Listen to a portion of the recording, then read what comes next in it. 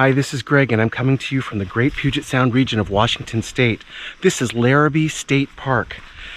Our goal is to get our RVs dewinterized and out here as soon as possible so we can enjoy this. So let me share with you 5 tips for getting your RV dewinterized and out on the road enjoying this. Ensuring you have safe, clean water is probably the most labor-intensive dewinterizing task. So let's start here. I winterized my RV in October using compressed air to blow the water out of all the hot and cold water lines and putting RV antifreeze in the drains. So, to start our season, tip 1 is getting the water system sanitized. First, I close off the black and gray water valves, and then I fill the freshwater tank 1/3 full with fresh water. The next thing is to prepare the bleach solution. For every 15-gallon tank, you want 1/4 cup of bleach.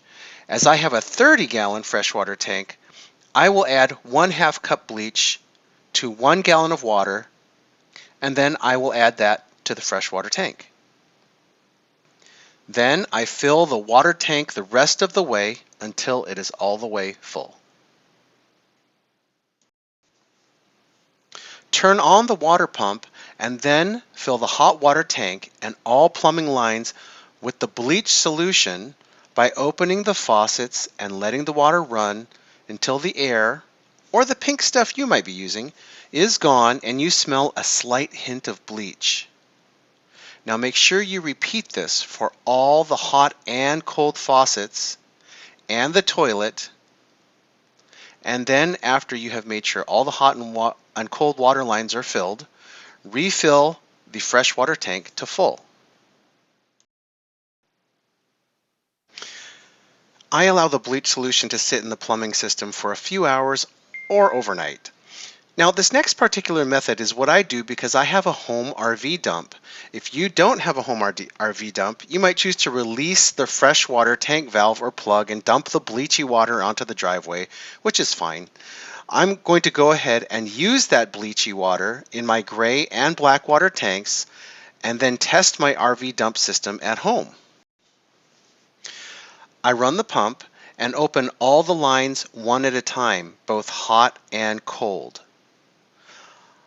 I put half of the water through the gray water fixtures and roughly half of the water through the toilet until the freshwater tank is empty.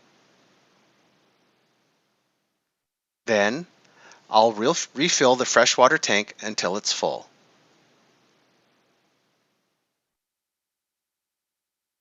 Okay, now is a good time to test your hot water heater by turning it on and waiting 15 or 20 minutes for the water to heat up. Good deal. Turn off the hot water heater and then rinse all of the cold and hot water lines with the clean water.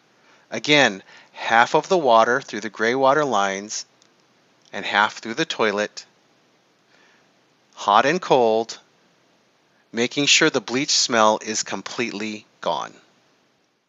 At this point, the gray and black water tanks are about 2/3 full with bleachy water from sanitizing and rinsing the freshwater tank and all the lines. I'll let the tanks sit with the bleachy water overnight. I don't know if this fully sanitizes those tanks, but I'm sure it doesn't hurt. The next day, I dump the waste tanks to make sure everything is working properly. If you don't have an RV dump at your home, maybe you'll have one at your first destination or on your way there and can dump at the start of your campout. At any rate, the water systems are now sanitized and ready. Okay, tip 2 is check the tire pressure. I actually do this on every trip, but it's especially important after your RV has been sitting idle for months. I make sure I have 50 pounds of pressure. It's been a long winter, apparently, and my tires were down to 42 pounds. You have to check your manufacturer specifications for the tire pressure recommended for your trailer, including however much weight you are carrying. With the price of gas these days, I make sure all of my tires are at full recommended pressure. Every bit makes a difference. Okay, tip number 3, it's a good idea to make sure that your slide out stays in good working condition. I apply a good amount of slide out lubricant to the tracks and the moving parts. Before you head out, extend and retract the slide out a couple of times to make sure that the lubricant gets evenly distributed.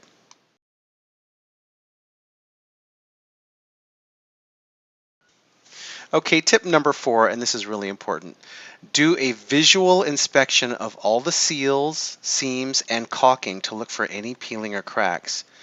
If I find any, then I take care of that before I hit the road. Actually, I'm not so sure about standing on top of my RV's roof, and so I put my GoPro camera on a boom and run the camera around all the seams and caulks that I can't quite see, and then I review that footage to see if there's any cracks anywhere that I need to take care of. Okay, this is tip number 5, and this is the funnest part of dewinterizing. Every year I plan a shakedown trip somewhat close to home, and then you could do this in your driveway, of course.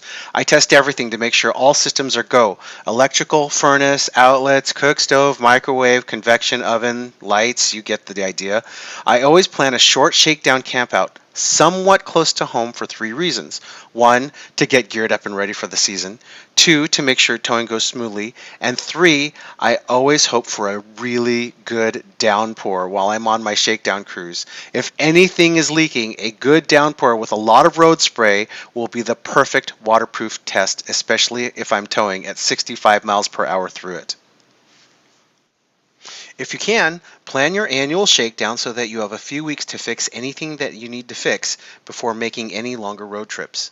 Okay, I hope those tips were helpful. If you have tips of your own, go ahead and leave them in the comments area.